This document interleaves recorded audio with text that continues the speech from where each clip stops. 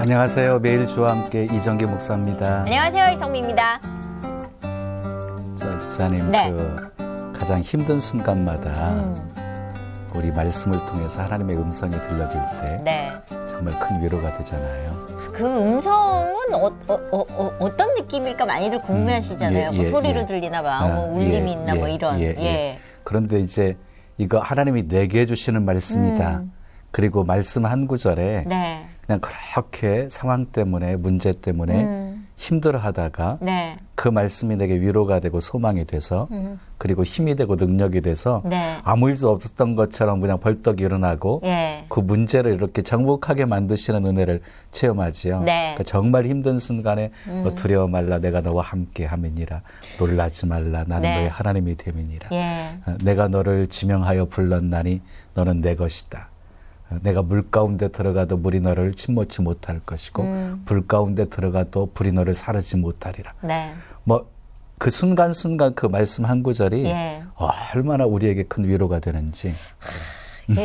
하나님의 목소리는 어떨까 너무 궁금할 때가 있어요. 또 살아가면서 그 서로 위로의 말 한마디가 예. 사람들에게 굉장히 힘이 되죠. 그러니까 사람의 이 목소리라는 게 어떤 사람이 되게 날카롭게 신경질적으로 하면 이렇게 쳐다보고 되게 예민하구나.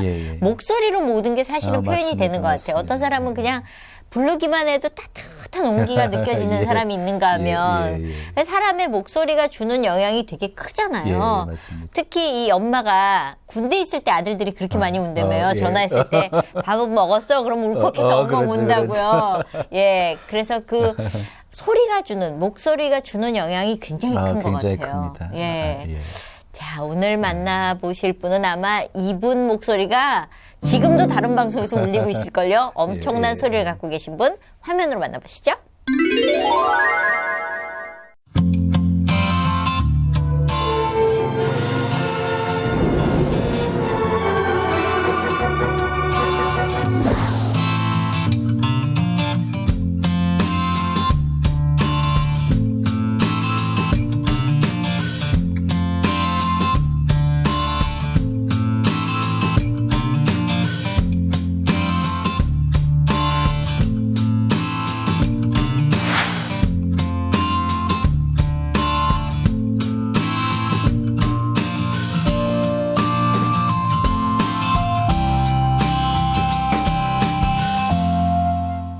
네, 정말 목소리로는 최고입니다. 홍성헌 전도사님 어서 오세요. 반갑습니다. 네, 반갑습니다. 예, 반갑습니다. 이 성우 홍성헌이라고 그랬는데 어떻게 전도사님이세요? 네, 이제 신학을 이제 공부해서 우리 이제 마무리하는 그런 때에 이르렀는데 그러다 보니까 전도사라는 직함을 얻게 됐네요. 우리 TV를 통해서 외국 영화 이렇게 한국말로 더빙된 소리로 듣잖아요. 근데 저 목소리 주인공은 누군가 사실 이거 궁금하게 생각하지 않아서 보거든요. 그런데 그러니까 얼굴 없는 주인공의 역할 이렇게 직접 목소리를 들을 수 있어서 좀 신비하기도 하고요. 그런데 혹시 이렇게 주변 사람들이 그냥 목소리 딱 듣고 그냥 알아보시는 분들도 혹시 계신가요? 우선 그 질문 제가 받으니까 하나의 에피소드가 생각이 나는데 오래전 얘기입니다. SBS 사옥이 여의도에 있었을 때 강남에서 이제 일을 마치고 부랴부랴 이제 다음 스케줄이 SBS에서 있어서 택시를 탔는데 SBS 부탁드립니다. 했더니 기사분이 흠칫 놀라시는 거예요. 아니 내가 뭐 실수를 했나? 당황스러울 정도로. 그래서 좀 시간이 이제 흐른 다음에 조심스럽게 저 혹시 이연걸 목소리 하는 성우 아니세요? 이러는 거예요. 성우 아닙니까? 뭐 이 질문에 단계가 있는 게 아니라 직접적으로 그래서 깜짝 놀랐죠. 그렇죠. 아니 찝어서. 네네. 아니 맞습니다. 어떻게 이분이 막 얼굴이 환해지시면서 자기가 사실은 중국 영화 매니아인데 특히나 이연걸이란 배우를 너무 좋아한다. 그 사람 작품은 녹화해놓고 거듭 반복해서 볼 정도로. 근데 그 목소리 너무 자기가 익숙한 소리였는데 바로 딱 행선지를 말하면서 깜짝 놀랐다는 거죠. 근데 SBS? 그럼 가능성이 있다 해가지고 이제 질문했던 거예요. 너무 참. 근데 그래서 한편으로는 그때 느낌은 뭐랄까. 저는 그냥 하나의 직업으로서 하는 일이었지만 공인이라는 의미가 이런 건가. 이게 참 조심해야 되겠구나. 목소리뿐만 아니라 삶의 관리도 그에 못지않게 책임이 따르는구나. 뭐 이런 생각도 하게 됐던 계기였던 것 같습니다. 그러면 이연걸도 조심해야 될 것 같아요. 목소리를 낸 사람이 조심하고 사니까. 목소리 워낙 많이 내셔가지고 사실은 주인공이란 주인공은 다 하셨잖아요. 뭐 꼭 그렇진 않고요. 일단 이연걸. 근데 이제 글쎄 지금 이제 한 26년 이렇게 하다 보니까 지금 이제 회자되는 홍성원 하면 이제 그 보이스 캐릭터가 있잖아요. 좀 정의파? 어떤 정의로운 어떤 캐릭터를 많이 더빙하는 목소리 이렇게 인식이 된 것 같아요. 그래서 중국 영화들이 보면은 대체적으로 스토리가 권선징악에 대한 내용들이 많잖아요. 그러다 보니까 이제 아까 이연걸도 마찬가지고 중국 배우들을 많이 연기했어요. 그런데 대체적으로 뭐 천밀미 여명 목소리라든지 또는 뭐 양가위, 양조위 중국 배우들을 쭉 하기도 하고 그다음에 이제 뭐 사랑과 영혼 그래서 패트릭 스웨이지 목소리라든지 또는 그 라스트 모이칸이라는 거기서 다니엘 데이 루이스라든지 또는 007에서 그 티모시 달튼이라는 배우가 있습니다. 대체적으로 그런 인물들이 조금 이제 드라마 성격은 다르지만 좀 곧고 정직한 그런 강직하면서도 그런 이미지들을 계속 좀 해왔던 것 같아요. 말 나온 김에 저기 패트릭 스웨이지 사랑과 영혼 조금만 이렇게 하도 오래돼서 대본이 있으면 좋을 텐데 그래도 기억나는 글쎄요. 그 밥사발 만들면서 뒤에서 안았을 때 맞습니다. 그랬던 장면 대사가 지금 생각이 안 나서 어쩌죠? 뭐 사랑해 뭐 이런 뭐 그런 거라도 한번 해주시면 그 느낌을 살려서 글쎄 그래 이게 나야 나의 손길이 느껴져. 하면서 이제 그 남자 주인공이 이렇게 뭐죠 밖으로 끌 때 이렇게 뒤에서 안았잖아요. 근데 대사가 지금 기억이 안 나서 근데 리얼감은 떨어지네요. 근데 그 왜 나야 그럴 때 그 따뜻한 느낌이 그 주인공과 이렇게 맞아 떨어져야 되잖아요. 예전에는 이제 뭐랄까 연금술사다 목소리에 대해서 다양한 목소리를 내는 게 성우의 어떤 장점이자 특색으로 이해가 됐었는데. 지금은 이제 브랜드화된 개성 그러니까 있는 어떤 한 소리, 특화된 소리, 또 다양한 소리를 내는 성우분들도 계시죠. 하지만 한 소리라도 개성이 있고 좀 독특한 음색을 소유하고 있으면 그만큼 좀 쓰임새가 많이 좀 목소리가 이렇게 탁 꽂혀요. 그렇죠. 근데 그냥 말 그대로 그냥 감정이입을 시켜서 더빙을 해야 되잖아요. 그러니까 탁월한 연기력이 없으면 또 안 될 것 같은데. 연기 수업도 받으신 거죠? 그게 아무래도 저 같은 경우는 이제 대학에서 전공을 했고요. 그리고 이제 대체적으로 저희 때만 해도 전공자들의 지원율이 거의 절대적이었죠. 근데 지금은 전공을 하지 않았더라도 문화센터라든지 기타 성우들이 운영하는 성우학원을 통해서 이 트레이닝 과정이 좀 많이 폭넓어졌습니다. 네, 뭐 광고까지도 광고까지도 하셨다면서 어떤 광고를 하셨나요? 뭐 아마 카운트하면 수천 편 했을 것 같아요. 그러니까 이제 주로 대기업, 모 회사, 기업 PR, 대기업 PR이라든지 뭐 자동차 또는 항공사 또는 뭐 하여튼 뭐 모든 영역에서 다양한 영역에서 좀 그때 당시에 제가 한참 광고를 할 때 시대 트렌드가 좀 신뢰감이었거든요. 지금의 트렌드는 좀 내추럴입니다. 자연스러운 소리. 별로 이렇게 가공되지 않은 듯한 목소리 컬러보다는 그런 자연스러움이 좀 트렌드라면은 제가 많이 그 광고에 참여할 때는 신뢰감이 대세였을 때였어요.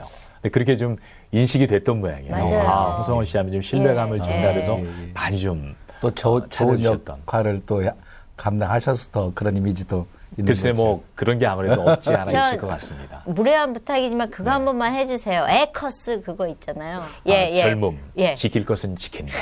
사나이로 태어나서 그래가지고 그 드링크 회사 이게 시리즈로 이게 방송 광고 대상도 수상할 정도로 그래요. 단순히 그냥 어떤 기업 PR이라는 의미보다는 캠페인처럼 그런 어떤 이미지를 가지고 쭉 시리즈화됐던 그런 것들은 참 참여하면서도 보람이 있었던 것 같아요. 근데 저는 딱 보면서 야 진짜 어떻게 저렇게 딱딱 맞춰서 성우도 골랐고 그림도 골랐고 근데 그 주인공이 전도사님인 줄은 몰랐어요.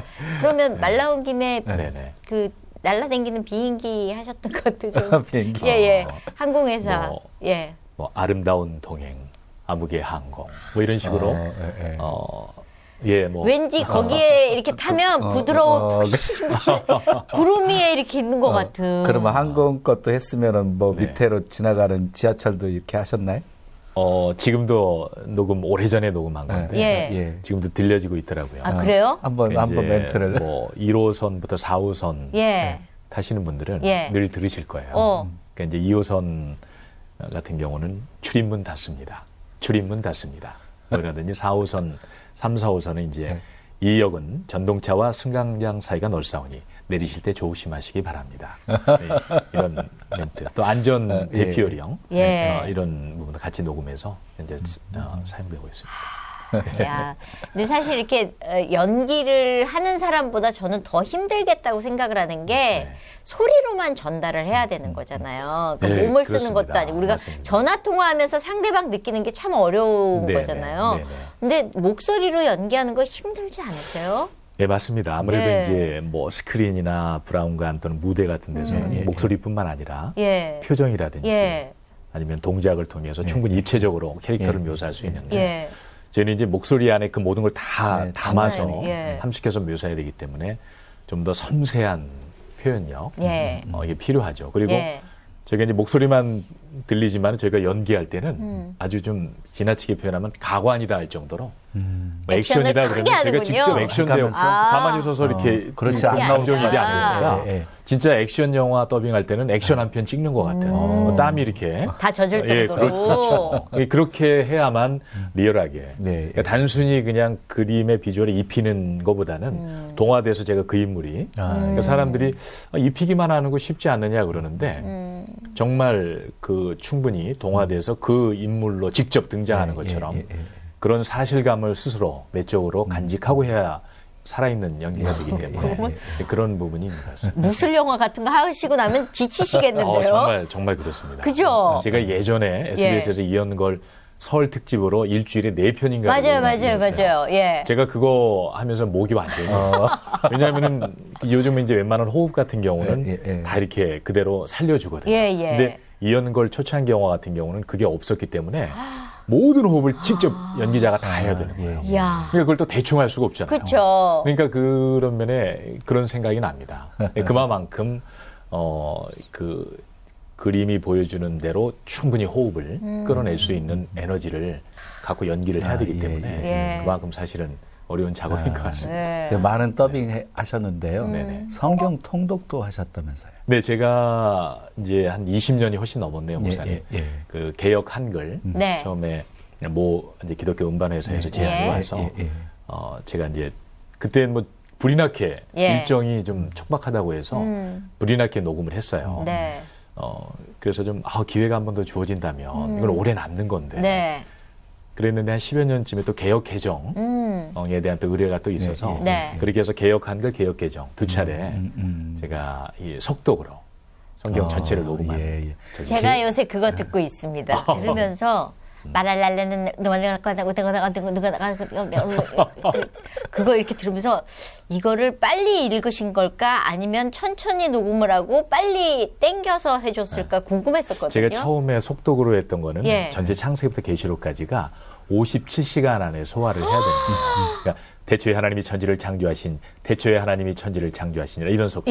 지금은 이제 그걸 빠른 버전으로 기계적 어떤 장치를 통해서 아주 그렇게는 못해요. 그걸 거의 랩하는 사람도 그렇게 못해요. 아니 그러니까 이렇게 듣는데 저는 제 뭐 태초에 하나님이 천지를 그거는 괜찮은데 말라는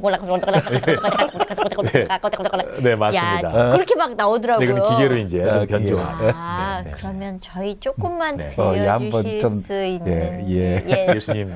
거기 성경 낭독을 좀 부탁드릴게요. 제가 편하게 그냥 드리겠습니다. 태초에 하나님이 천지를 창조하시니라. 땅이 혼돈하고 공허하며 흑암이 깊음 위에 있고 하나님의 영은 수면 위에 운행하시니라. 하나님이 이르시되 빛이 있으라 하시니 빛이 있었고 빛이 하나님이 보시기에 좋았더라. 하나님이 빛과 어둠을 나누사 하나님이 빛을 낮이라 부르시고 어둠을 밤이라 부르시니라. 저녁이 되고 아침이 되니 이는 첫째 날이니라. 하나님이 이르시되 물 가운데 궁창이 있어 물과 물로 나뉘라 하시고 하나님이 궁창을 만드사 궁창 아래의 물과 궁창 위의 물로 나누게 하시니 그대로 되니라. 하나님이 궁창을 하늘이라 부르시니라. 저녁이 되고 아침이 되니 이는 둘째 날이니라. 네. 그냥 들으면 쏙쏙 들어오죠. 저렇게, 그러니까 발음도 정확하고 그리고 목소리도 따뜻하고 귀에 이렇게 탁탁 부딪히는 것 같은 느낌이. 은혜가 있으셔서. 아닙니다. 저는 워낙 그 성경 통독하면서 꼭 틀어놓고 같이 읽거든요. 그래서 너무 익어서요.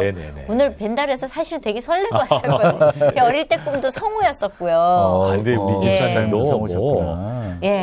충분히 그러실만 하죠. 너무 하나님 주신 음색이 너무 너무 맑고 지금 좀 이런 표현에서 죄송하지만 그 연세에 그런 목소리 음색을 간직한다는 어느 날 개그계의 조상이 됐더라고요. 성우는 어떻게 되신 거예요? 제가 그 시작은 참 너무나 뭐랄까요. 물론 주 안에서 우연이란 없지만 너무나 급작스럽고 우연스럽게 제가 이제 군 제대하고 복학을 하면서 학비나 생활비는 제가 좀 자급자족해야 되겠다. 그런 생각을 갖고 있던 터에 저희 대학 동기 우리 여자친구가 먼저 이제 방송국에 입사했었죠. 저한테 이제 그 정보를 제공해 주는 거예요. 시험이 있는데 한번 응시해 보지 않겠느냐. 그래서 정말 좀 또 나름대로 목소리에 대한 뭐 좋다라는 얘기도 듣기도 했고. 그래서 좀 설레는 마음으로 이제 응시를 준비하는데 봤더니 자격이 안 되는 거예요. 왜요? 그러니까 대학 재학생들은 졸업 예정자에 한해서 졸업을 앞에 둔 입장에서나부터가 자격이 되지. 저는 3학년으로 복학했기 때문에. 근데 그래도 한번 일단 보자. 경험 삼아. 근데 경험 삼아 본다라는 가벼운 마음으로 응시를 했는데 결과가 너무 좋게 나온 거예요. 어머, 된 거예요. 그때 3,200명이 응시해서 20명을 뽑는데 이런 얘기 좀 조심스럽지만 자랑 같아서 아닙니다. 전체 탑으로 된 거예요. 그래서 인터뷰까지 이제 생방송 다 했는데 근데 중요한 거는 서류를 재학 증명 서류를 제출해야 되는 시점이 됐는데 근데 주변에서는 이게 어떻게 온 기회인데 적당히 이렇게 위조해서 절차니까. 근데 정말 그 말에 이렇게 제가 잠시 흔들릴 정도로. 근데 그럴 수는 없었죠. 제 크리스천 양심으로서 그럴 수 없었고 더군다나 그때 당시에 내가 이걸 일시적으로 주어진 그것이 아니라 내가 평생 어떻게 보면은 평생일 수도 있는 직업인데 그렇다면 하나님의 뜻이라면 하나님이 인도해 줄 줄 믿습니다. 상황은 지금 전혀 그렇지 못한 상황이지만 그래서 정직하게 그냥 재학증명서를 갖다 냈죠. 근데 전례로 볼 때 이런 경우는 뭐 여지없이 그냥 불합격 처리가 되는데 이게 결과적으로 하여튼 된 거예요. 받아들여져서 그렇게 이제 시작이 어떻게 보면 너무 우연스럽게 학비벌 단순한 경비로 경험 삼아 본 것이 어떻게 보면 이제 반평생에 그때부터 이제 성우가 시작되신 건데요. 그렇습니다. 그런데 처음에 이 과정들이 있잖아요. 처음에는 뭐 조연 역할 담당하다가 나중에 주인공을 이렇게 한다든지 하잖아요. 좀 그런 과정들이 있었나요? 제가 우선 말씀해 주신 대로 처음에 저희 같은 경우는 이제 전속 기간이 있습니다.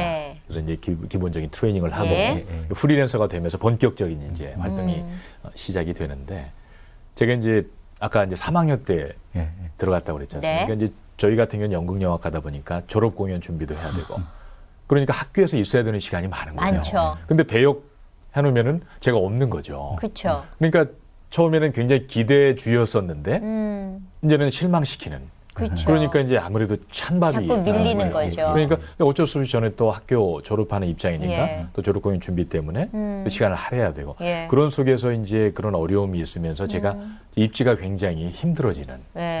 그러면서 정말 그만둬야 되는가라는 갈등이 들 정도로 그러다가 이제 풀이 될 시점에 이르러서 하나님 이제 본격적으로 성우로서 날개짓 해야 되는 시점이 왔는데 정말 제가 이 길이 제 길입니까? 다시 묻게 됐죠. 그럴 때만 하나님 뭔가 사인을 좀 주십시오. 어떤 형태로든지. 그러면서 저희 같은 경우는 이제 보통 연기자들은 TV나 어떤 영화 같은 경우는 반짝 스타가 있잖아요. 맞아요. 어떤 계기로. 근데 저희 같은 경우는 그런 기회가 거의 없습니다.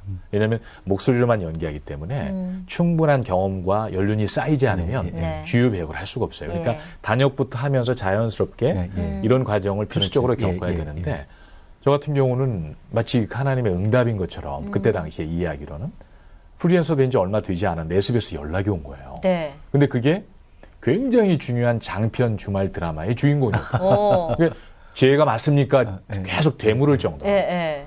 근데 하여튼 그렇게 된 거죠. 예. 근데 그 계기가 굉장히 심했을 텐데. 그렇습니다. 근데 그때 하나의 이게 간증일 수 있겠는데 저희가 이제 프리랜서가 되면은 SBS는 성우가 없거든요. 예. 그러니까 타방송사 사람들이 오디션을 맞아요. 통해서 목소리를 저장해 놓거든요. 그래서 PD분들이 필요한 작품에 따라서 이제 그 맞춤형으로 다시 한번 그런데 저는 이제 오디션한 몇 마디 음성밖에 없는데 프로듀서분이 이 배역은 이 친구 아니면 안 된다. 근데 그게 우선은 목소리를 떠나서 연륜이 안 되기 때문에 배제돼야 마땅한데 그런 거 없이 2분 안에 그냥 심겨진 거예요. 이 친구 아니면 이 배역은 안 된다. 그러니까 주변에서 무슨 저 친구랑 뭔 관계가 아니냐 의심할 정도로 그럴 이유가 전혀 없었는데 그러면서 저에겐 그것이 프리랜서와 함께 정말 어떻게 보면 성우로서 확 날개를 펴는 계기가 됐죠. 그걸 하다 보니까 다른 배역들 계속 그 주인공도 섭외가 오고 아까 말한 광고 같은 경우도 전혀 뭐 제가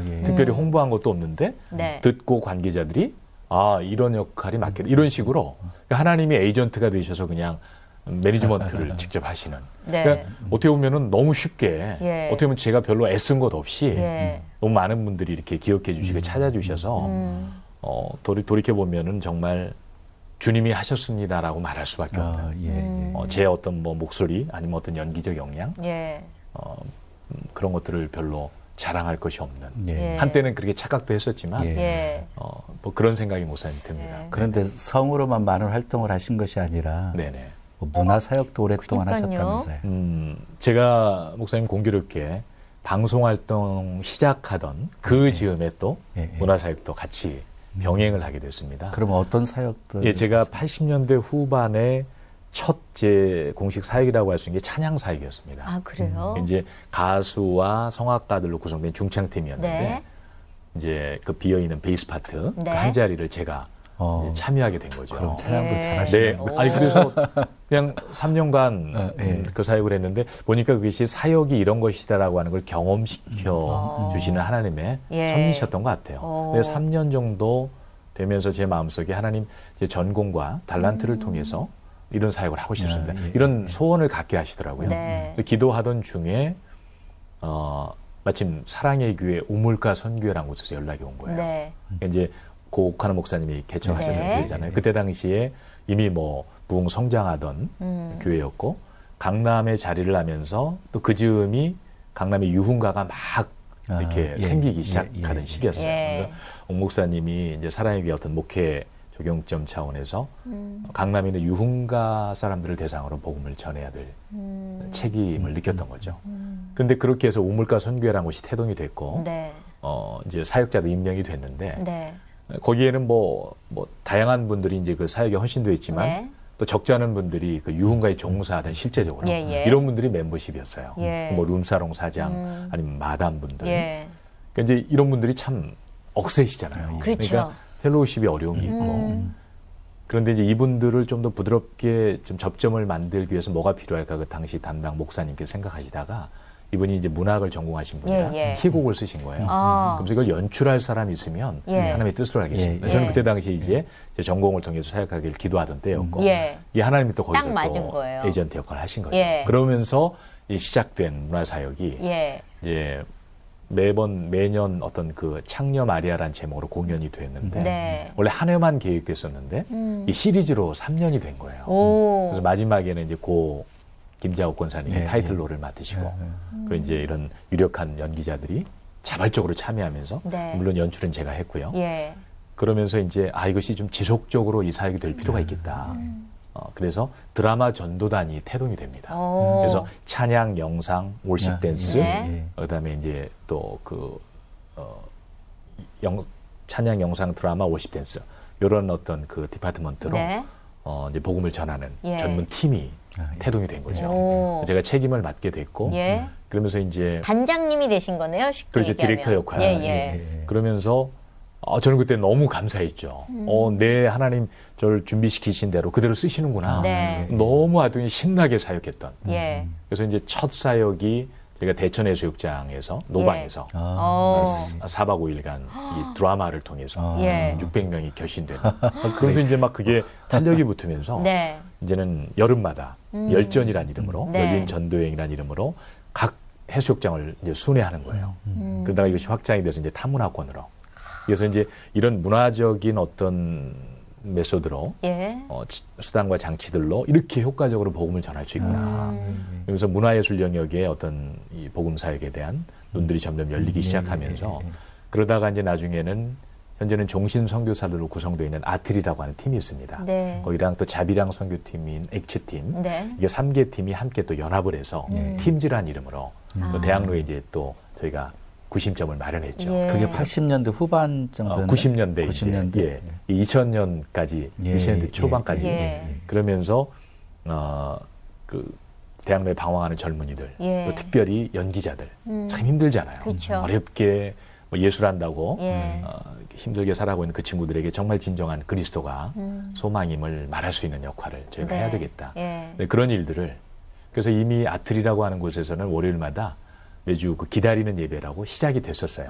방황하는 젊은이들을 그때 이제 또 이 연기자들이 주일날 공연을 하니까 월요일날 쉬잖아요. 그래서 월요일날 주일 예배처럼 드리는 거죠. 그런 일들을 이제 non 크리스찬들을 대상으로도 기존의 크리스찬 대상으로 전도하고 또 케어하는 그런 형태로 계속 문화사역이 진행이 됐죠. 뭐 한 20여 년간 그렇게 그냥 좀 달려가게 하셨던 것 같아요. 네네.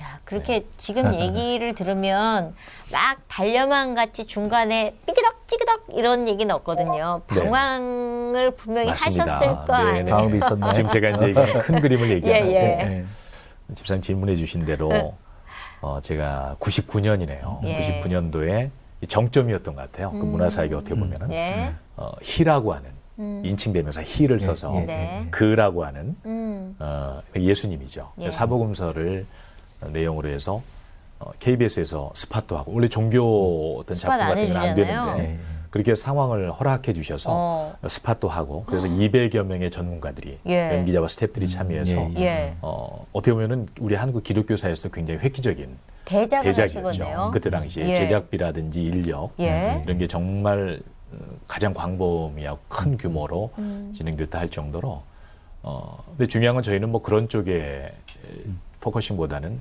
한 영혼이라도 이 예수님의 이 복음의 메시지를 통해서 주님을 만날 수 있다는 이런 열정으로 이제 준비가 됐는데 문제는 그때 당시 저희 선교회가 그 일을 감당하기에 너무나 부족했었죠. 그런데 저는 사실은 실무자 입장으로서 그걸 이제 좀 목사님 이거는 하긴 해야 되지만 지금은 아닙니다. 근데 목사님은 아니다. 밀어붙이자. 밀어붙여야 된다.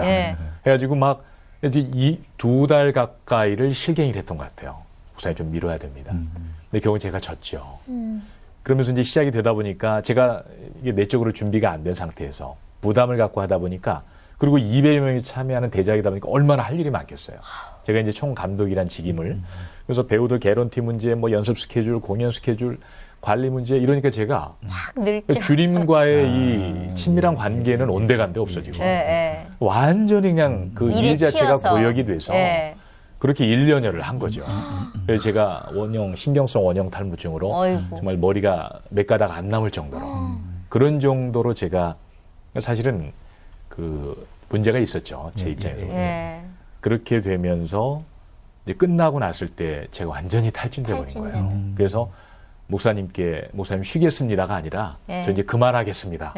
일방적으로 선언하고 사역을 그냥 등져버린 거죠. 근데 공교롭게 그러면서 또 방송에 문이 열린 거예요. 그 전부터도 활발하긴 했지만 더 활짝 열리면서 이제는 그냥 거기에 그냥 제 자신을 던져버렸죠. 그러다 보니까 많이 멀어지게 되죠. 영적인 무주공산, 주님으로 채워져야 될 내면이 세상 일 그러다 보니까 열어놔 버리니까 세상의 가치관, 세상의 어떤 그런 여러 가지 생각들 그것들이 저를 주도하기 시작하면서 그 무려 8년여 시간을 그러면서 참 어떻게 보면은 부끄러운 일이기도 하지만 막 재벌 소위 말해 재벌가 2세들하고 같이 그런 어울리는 또 그룹에 뭐 그러면서 거의 3년을 거의 정말 주님 없는 자처럼 어떻게 그럴 수 있는가 20대 때 정말 그 주님의 은혜와 사랑을 주님 담아주셔서 그렇게 왕성한 사역도 하고 정말 어떻게 보면 선교 어떤 동원가로서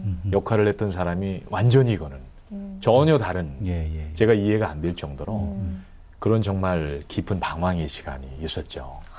근데 제 주변에 네네. 열심히 사역하다가 네네. 그렇게 번아웃되는 모습들을 많이 봐요. 근데 성경에 엘리야도 그랬잖아요. 갈멜산에서 그렇게 대승리를 거둔 후에도 뭐 그런 경험이 있었던 것처럼 뭐 그 시절이 몇 년까지 이렇게 지속이 되셨나요? 그러니까 제가 그러니까 거의 말씀드린 대로 8년이요. 8년. 카운트해 보면 7년에서 8년인데 주님께서 계속적으로 부르시고 다시 그 자리로 돌아오기를 강청하셨지만 근데 돌아보니까 교만이었던 것 같아요. 그러니까 예를 들어서 내가 이랬던 사람인데 이런 삶을 살 수 있어? 그 말은 뭔가 대단했던 존재인데 지금 그렇지 못한 것 때문에 돌아가지 못하는. 근데 결국은 그 깊은 방황 속에서 하나님이 결론을 갖게 하시더라고요. 그게 애초에 네 모습이었다. 네가 원래 대단하고 거룩한 자가 아니라 너는 은혜를 너에게서 빼면 그냥 좀 말 그대로 먼지와 쓰레기 같은 그때는 몰랐었죠. 모태 3대째 모태 가정에 태어나서 어렸을 때부터 FM대로 신앙교육 받고 그리고 이제 20대 때도 가장 타의 모범이 될 만한 정도로 그런 식으로 어떻게 보면 엘리트 과정을 받다가 교회 오빠셨군요. 그러다 보니까 제 자신을 들여다볼 겨를이 없었던 거죠. 그러니까 어떻게 보면은 뭐 수렁에서 건져진 이런 게 아니라 의뢰인 나는 뭐 하나님의 사랑을 받기에 합당한 존재. 그러다 보니까 물론 주님을 향한 그 사랑 순수했고 정직했을지 몰라도 그러니까 제 안에 정말 그 은혜가 뭔지를 너무 피상적으로 알았던 것 같아요. 그러다 보니까 그 깊은 방황을 통해서 제가 스스로 자청한 방황이었지만 하나님이 그 시간을 그렇게 결론 내게 하시더라고요. 나도 너와 함께 울면서 기다려야 했던 시간이다. 그게 네 모습이었는데 네가 인정했어야 되는 너에게 허락했어야만 되는 시간이었다. 정말 그 8년의 시간을 통해서 정말 이게 제 모습임을 정직하게 고백하는 저에게는 주님의 은혜 없이는 설명될 수 없는 저입니다를 고백하게 하시더라고요. 그러면 그 8년의 방황 동안에 그냥 그러다 어느 날 엎드린 순간이 있으셨을 거 아니에요? 전혀 아니었죠. 없었어요? 참 이것도 부끄러운 얘기인데 그날도 제가 그때 이미 대표직을 하고 있었어요. 극단 대표, 선교 극단. 그래서 아까 말한 그 팀즈 모임이 있잖아요. 그때 연합 기도회를 할 때인데 저는 이제 끝나고 나면 빨리 또 놀러 가야 되죠. 그들과 함께 어울리는 빨리 오라고. 근데 그날 설교 말씀이 누가복음 9장 23절이었어요. 아무든지 나를 따라오려거든 자기를 부인하고 날마다 제 십자가를 지고. 근데 그게 정말 이거는 제가 이거를 뭐 분석하고 이해하려고 하는 게 아니라 주님이 그냥 말씀으로 뚫고 이렇게 들어오시는데 그 말씀이 저를 관통에 들어오면서 수술하더라고요. 그러면서 그 짧은 찰나에 내 오랜 방황의 이유가 이거였구나. 내가 내 자신을 부인한 적이 없었구나. 나는 늘 주 안에서 늘 긍정하는 나, 늘 할 수 있는 나, 열정 가득한 나였지. 그게 저의 문제의 원이었다는 걸. 그래서 그 순간에 제가 완전히 해체가 돼버리더라고요. 있는 그대로 표현하는.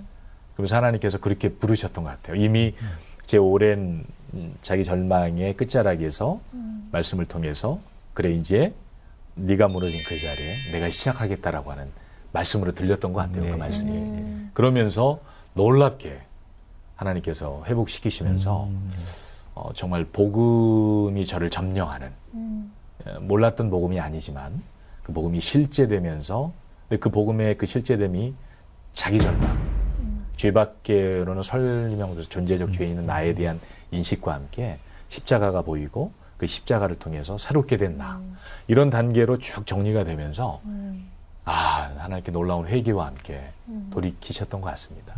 그때부터 또 다른 인생을 시작하셨겠네요. 그렇죠. 그때 정말 말씀 그대로 새로운 삶이었던 것 같습니다.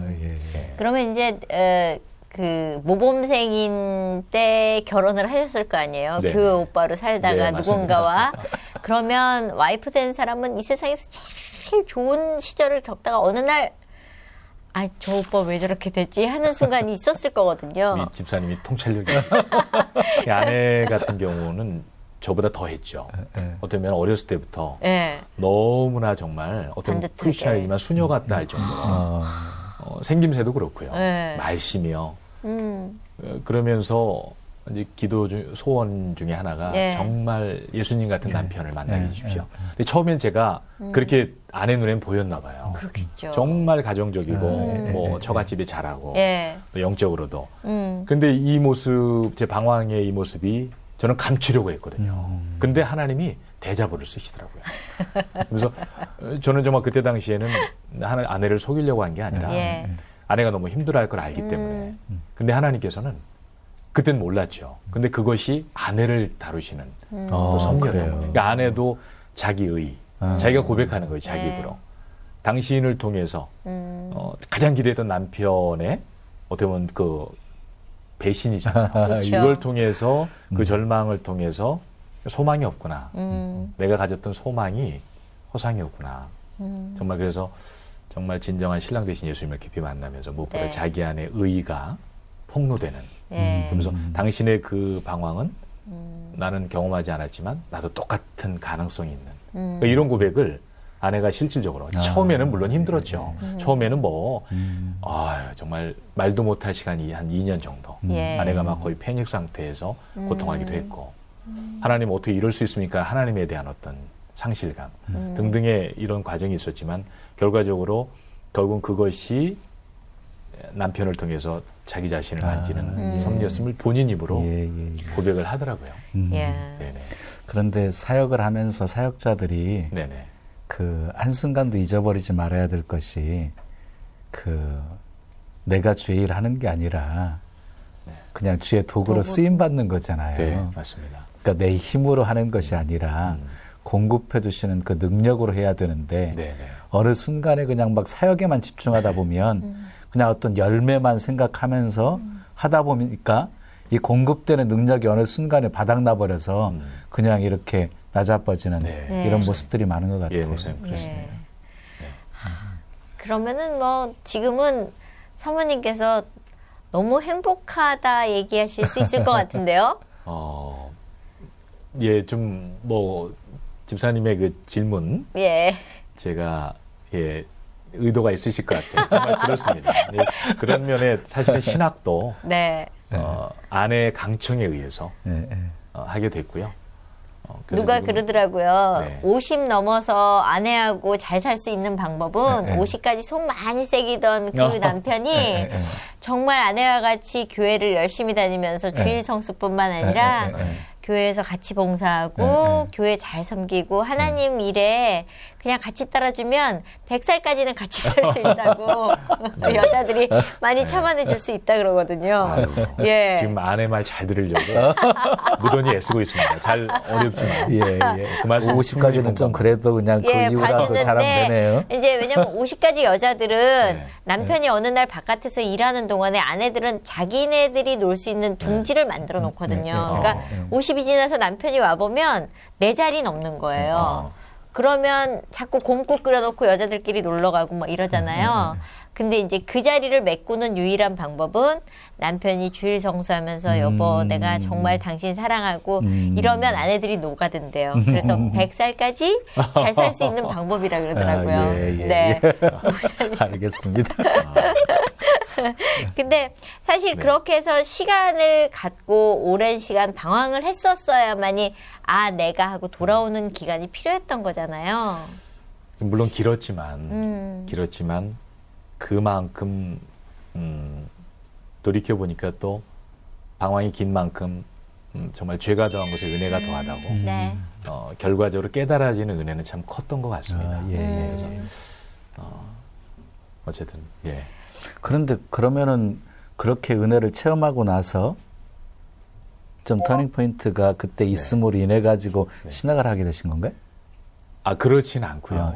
그 전에는 제가 이제 어렸을 때 신학에 대한 권유를 많이 받았던 것 같아요. 아무래도 모태신앙 과정에서 자랐고 남북에 정말 그럴듯한 과정을 밟아왔기 때문에 너는 목회자 돼야 돼 라는 말을 귀가 따갑게 들어와서 저도 모르게 그곳에 대해서 이렇게 긍정적인 수용보다는 조금 부정적인 마음이 있었던 것 같아요. 꼭 그래야 되나. 그렇죠. 나중에는 뭐 흔히 어떤 분들이 신학이 세미나리잖아요. 세미터리가 돼서 나온다. 이런 말들이 저런 희화된 표현들이 왜 가능할까? 신학의 어떤 문제점 때문이 아닐까? 뭐 이런 단편적인 제 나름대로 편견이 있었던 것 같아요. 네. 그래서 내가 신학 아니어도 얼마든지 잘 사역할 수 있는데 네. 라는 생각이 있었는데 이제 아까 말씀드린 대로 아내가 밀어붙이셨군요. 그런 차원이 아니라 하나님께서 당신에게 뭔가 허락한 시간이라고 본다. 그러니까 뭐 의뢰이 그냥 통과 의뢰가 아니라 당신에게 주어진 그 의미를 사실은 제가 확실하게 이렇게 담고 하진 못했던 것 같아요. 그냥 시작이 됐는데 신학을 하면서 네. 짧은 3년 동안 깊이 있게 이게 왜 제가 해야만 했고 허락된 시간인가를 깊이 배울 수 있는 시간이었던 것 같습니다. 공부하는 거 좋으세요? 아니 정말 우리 아내가 당신 이렇게 학구파인지 몰랐다고요? 근데 이게 계기가 집사님 있습니다. 그래요? 제가 사실은 1학차 시작했을 때 신대원 네. 제가 1학차만 하고 그만둬야 되겠다 할 정도로 예. 너무 사변적인 제가 얘기하는데 너무 지나치게 사변적인 신학적 접근 너무 지식적인 그래서 이건 뭐 제 나름대로 결론을 내렸죠. 근데 그것도 또 교만이었던 것 같아요. 근데 제가 헬라어를 방학 중에 공부하면서 그 짧은 2주 동안 하나님이 그냥 저에게 그렇게 또 가르치신 것 같아요. 겸손히 배워라. 헬라어의 그 의미들을 이렇게 배워가면서 그 안에 담긴 너무나 깊이 있는 하나님의 세계. 그래서 그렇구나. 근데 그러면서 제가 동기가 마련되면서 공부가 정말 거짓말처럼 너무 책 읽고 강의 듣고 학교 가는 시간이 너무 기대가 되고 즐거워지는 거예요. 그러니까 그다음부터 교수님들의 어떤 말씀도 때로는 제가 소화가 안 되는 어떤 불편한 말씀들도 자연스럽게 이게 정리가 되고 제가 담아야 될 것들만 그러다 보니까 정말 아내 말을 빌자면 당신 어쩜 그렇게 공부가 체질이어서가 결코 아니라 의미가 해석되어지니까 그게 즐거워져요. 그럼 공부하시다가 방송 사역도 그렇고 문화 사역도 근데 계속 방송은 이제 병행을 하고 아무래도 이제 계시고 또 생계 문제가 있으니까 제가 이제 사역하면서는 이제 거의 자비량으로 하기 때문에 했고 문화 사역은 일체 다 내려놓게 됐죠. 신학 시작하면서요. 많이 아쉽지 않으셨나요?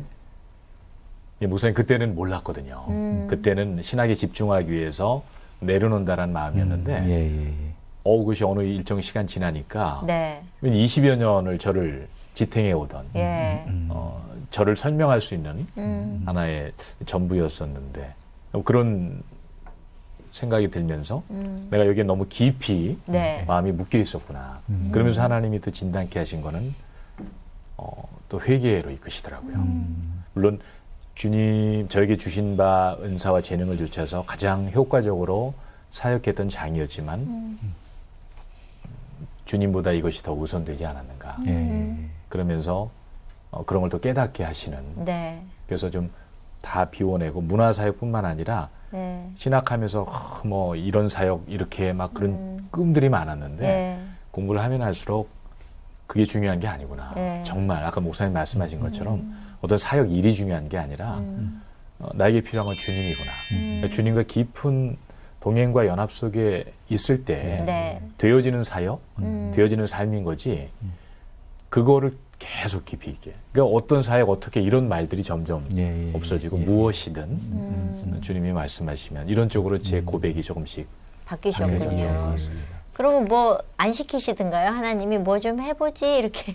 아니 정말 묻잖아요 서로. 당신 저희 같은 경우는 야간 신학 때는 사회적 경험도 많은 분들이 오기 때문에 이미 빨리 어떤 그림을 그리시더라고요. 근데 저도 그런 면에서는 할 말이 많고 저보다도 오히려 주변에서 저에 대해서 더 잘 설명할 정도로 근데 그 정말 다 비워내시다가 이제 졸업 즈음이 돼서 하나님 다시 이렇게 담아주신 게 저희 그동안 했던 방송, 문화예술 사역 이런 맥락의 어떤 적용점으로 지금은 좀 구상하고 있는 게 스피치와 관련된 사역입니다. 아직은 뭐 구체적으로 시작된 건 아니지만 이 부분을 이제 졸업과 함께 좀 깊이 좀 기도하면서 점검하고 뭔가 좀 사역에 적용할 부분이 그러면 그 생각하고 스피치 있습니다. 말 나온 김에 말 잘하는 법 좀 가르쳐 주세요. 근데 뭐 말 잘한다라고 하면은 물론 기본적으로 소리 훈련이 필요하죠. 발성이라든지 발음 훈련부터 시작해서 여러 가지 좋은 화법을 위한 훈련이 필요하겠지만 뭐 그런 건 어디서나 다 이렇게 공급받을 수 있는 정보들이고요. 지금 집사님 질문에 제 나름대로 답을 드리자면 말 잘하기 위해서는 먼저 자기 정체성에 대한 신뢰와 자존감이 우선인 것 같아요. 그러니까 나에 대한 신뢰 없이 아무리 미사여구를 쓴다고 한들 그런 의미에서 진짜 말 잘하려면 크리스찬들이 말 잘한다 그러잖아요. 그렇죠. 근데 그게 좀 약간 좀 희화된 표현이지만 정말 그렇다. 크리스찬은 주님을 안에 모시고 있는 자인데 그러면 주님의 생명을 빌어서 말하면은 살리는 말, 일으키는 말, 세우는 말, 그 자체가 잘하는 말인 거지.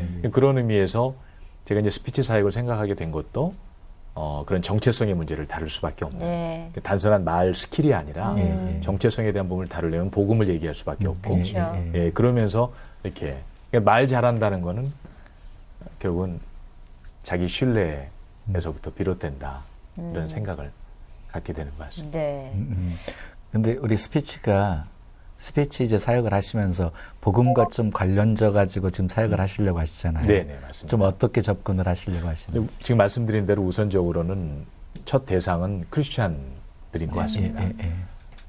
아까 존재에 대한 말을 잘하기 위해서 내 존재가 먼저 분명한 인식이 필요한데 그리스도인은 갈라디아서 2장 20절 말씀처럼 내가 그리스도와 함께 이미 십자가에 못 박혔고 내 안에 주님이 사시는 그러면은 주님의 말씀하시는 것처럼 말하는 그러기 위해서 먼저 내가 내 정체성에 대한 부분이 점검이 돼야 되고 이런 부분에 좀 신앙적 재교육 차원에 이런 부분을 먼저 다룰 수밖에 없고 그러면서 이제 기타 이제 어떤 훈련에 대한 이런 화술에 대한 훈련도 같이 병행이 되겠지만 그런 부분에 좀 제가 좀 차관이 됐던 거 아니에요? 어려운 것 같아요. 왜냐하면 아침마다 일어날 때 자꾸 걔가 따라 일어나 나랑 똑같은 애가 그래갖고 자꾸 아침마다 죽이는데 걔가 자꾸 벌떡벌떡 살아요.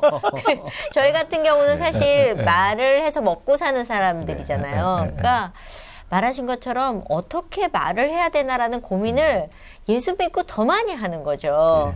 그러니까 말을 세게 하면 예수 믿는 사람 같지 않아. 그리고 너무 예수 믿고 점잖게 얘기하면 쟤 감이 떨어졌어. 이런 갈등들이 저희 개그맨들한테 정말 많아요. 예수를 믿고 애쓰는 아이들 보면. 그러니까 그런 고민들이 있거든요. 저희 쪽에도. 충분히. 지금 집사님 말씀대로 충분히. 근데 저는 이런 부분들이 대체적으로 보면은 잘 말하려고 할수록 사실은 잘 못하게 된다는 거죠. 할 말이 없어요. 근데 진짜 아까 말한 것처럼 거룩하게만 말한다고 그게 아니라 그렇죠. 그 하나님 지혜를 주시는 것 같아요. 거기에 아주 센시티브하게 유머스럽게 하는데 추하지 않은 뭐 이런 것들은 이게 뭐냐 계속적으로 아까 말씀 근본적인 문제 주님 내주하신 주님과 계속 친밀한 교제 속에서 가지면서. 지혜를 계속 구할 때 말씀을 담아주신다라고 할까요? 필요한 그런 것들을 조금씩 경험해 갈 때 이것이 그러니까 하루아침에 말 잘하게 되는 건 아니네요. 맞습니다. 거기에 하나님의 은혜도 부어져야 되고. 나의 가장 큰 보물이 있다면 뭐세요? 뭐 가족이라고 말할 수도 있고 뭐 너무나 많은데 저에게는 계속 저를 지탱해오는 좀 말씀이 있어요. 이제 여호수아 1장 1절로 9절 말씀과 잠언 23장 15절 19절 예레미야 1장 5절로 10절 말씀 고린도후서 5장 17절로 21절 말씀이 결국은 저의 부르심에 관한 말씀들이고 또 하나님과 저의 관계를 설명해주는 뭐 모든 말씀이 그렇지만 그래서 레마처럼 제가 이 말씀을 늘 새기면서 늘 제가 어떤 때든지 흔들리는 제 마음 또 혼돈스러울 때마다 갈피를 잡게 하시고 방향을 정하게 하시는 그런 보물 같은 말씀으로 이 말씀들을 좀 늘 묵상하고 있습니다. 오늘 저희가 편지 부탁했는데 오늘 편지가 가슴을 울릴 것 같은데 목소리 좋으시죠? 기대가 되는데요. 오늘 저희가 편지 부탁드렸잖아요. 준비를 해봤습니다.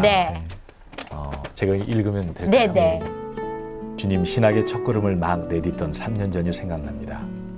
비록 늦지막이 시작하게 된 신학이지만 좀 더 잘 배우고 잘 구비되어서 하나님께 귀에 쓰임받는 영광스러운 통로가 되길 소망하는 간절한 마음으로 가슴 벅차던 그때가요. 그 무렵 늘 주님 나라의 비전을 얘기했고 주님이 저를 통해 이루실 일이 무엇일까를 들뜬 마음으로 상상해보며 나름의 그림들을 무수히 그려보기도 했던 것 같습니다. 그러나 주님은 저의 그런 바람들을 일찌감치 무색하게 하셨습니다. 그리고 제가 깨닫고 마음에 담아야 할 진정한 신학 훈련의 의미가 무엇인지를 가르치기 시작하셨죠. 자신에 대한 수없는 절망과 무너짐과 깨어짐의 연속선상에서 주님은 말 그대로 진정 주님을 배우는 것이 무엇인지를 제대로 깨닫는 여정을 걷게 하셨습니다. 그렇게 주님은 저를 더 이상 제 스스로에게서 어떤 가능성도 어떤 기대도 가질 수 없는 자로 조금씩 비적하셨습니다. 신학을 통해 주님을 더 많이 알고자 그로 인해 제대로 쓰임받고자 들어선 길에서 저는 길을 잃은 자처럼 되어갔습니다. 그러나 이 모든 과정은 연약한 자를 온전한 주님의 사람으로 세워가시는 오직 주님 절대 의존적 존재로서의 진정한 겸손을 배우도록 이끌어가시는 주님의 신실하신 인도하심의 흔적들이었음을 지금 비로소 조금은 알게 되는 것 같습니다. 오직 주님의 은혜 없이는 아무것도 할 수 없는 연약한 자, 다만 주님만을 바라고 의지하고 기뻐하며 그저 주님과 동행하기를 갈망하고 힘쓰는 것만이 오직 유일한 소망이 되어야 할 자, 바로 그것이 나의 모습이요 고백이요 삶이 되어야 함을 가르치시는 주님의 열심이셨습니다. 이제 제 앞에 새롭게 걸어야 할 사역의 길이 놓여 있습니다. 여전히 무엇을 어떻게 해야 할지 잘 모르겠습니다. 그러나 이 하나는 분명히 고백할 수 있을 것 같습니다. 시편 27편 4절의 다윗의 고백과 같이 내가 구하고 바라야 할 그 한 가지가 있다면 그것은 오직 여호와의 아름다움을 다만 매일 매순간 사모하며 주님과 함께 동행하는 것이므려. 오직 주님으로 충분하고 주님이면 더 이상 필요할 것 없는 자로 한 걸음 한 걸음 정직하게 자라갔으면 좋겠습니다. 그리하여 주님이 하시고자 하는 일을 마음껏 하실 수 있는 온전한 통로로 그렇게 사용되면 좋겠습니다. 주님 감사하고 사랑하고 찬양합니다. 주님의 연약한 종 성원 드림. 네, 이렇게 해봤습니다. 하나님이 이렇게 씩 웃으실 것 같은데. 기도 제목 있으면 같이 나눠주세요. 글쎄 지금 마음은 사꾼과 참 종의 차이는 종이 한 장 차이 같다는 생각을 하게 됩니다. 제 안에 사꾼으로 흐를 수 있는 여지가 여전히 있고 또 주님 앞에 온전히 순종하는 모습에 갈망이 또 있고 하나님 변치 않는 마음으로 늘 십자가 튼튼히 붙잡고 주님과 함께 동행하는 그런 정직한 사역자로 대단히 쓰임받는 것이 결코 중요한 것이 아니고 제대로 주님 뜻에 맞는 자로 쓰임받았으면 작은 일이라도 솔직히 그런 마음을 계속 잃지 않는 사역자가 될 수 있기를 좀 기도하고 있습니다. 네. 오늘 목소리로 저희에게 가슴을 울려주셔서 너무너무 감사하고요. 다음에 또 한번 뵙도록 하겠습니다. 감사합니다. 감사합니다. 오늘 전도사님 뵈면서 울림이 저는 있었어요. 왜냐하면 8년 동안에 그 긴 시간 동안에 아까 울고 계셨던 예수님, 저는 그게 그냥 쓱 스쳐 지나가는 게 아니라 우리 누구나 다 방황하는 때 예수님이 날 위해서 기도하고 계신다는 마음이 들었거든요. 그 하나님이 한 사역자를 세워가시는 그 과정의 모습을 그냥 이렇게 본 것 같아요. 뭐 우리 전사님뿐만 아니라 우리 모두에게 다 해당된 모습이 아닌가 생각하고요. 그 운동하다 보면 가장 먼저 해야 될 것 중에 한 가지가 뭔지 아세요? 준비 운동이요? 힘 빼셔야 되는 거예요. 힘 들어가 버리면 안 되거든요. 그래서 힘 빼라고 하나님도 그러시죠. 고린도후서 1장에 보면 그 사도 바울이 아시아에서 극한 환난을 당한 얘기가 소개되어져요. 살 소망까지 끊어질 정도로 마음의 사형 선고를 받을 정도로 그런 상황 속에 왜 하나님께서 만드셨는지 이유도 소개를 하고 계시는데요. 정말 죽은 자 가운데서 살리시는 하나님만 의지하게 하려 하십니다. 그랬거든요. 그러니까 결국 때로는 원치 않은 아픔도 고난도 하나님께서 허락하시지만 그것 통해서 하나님 우리 신앙 훈련시키시고요.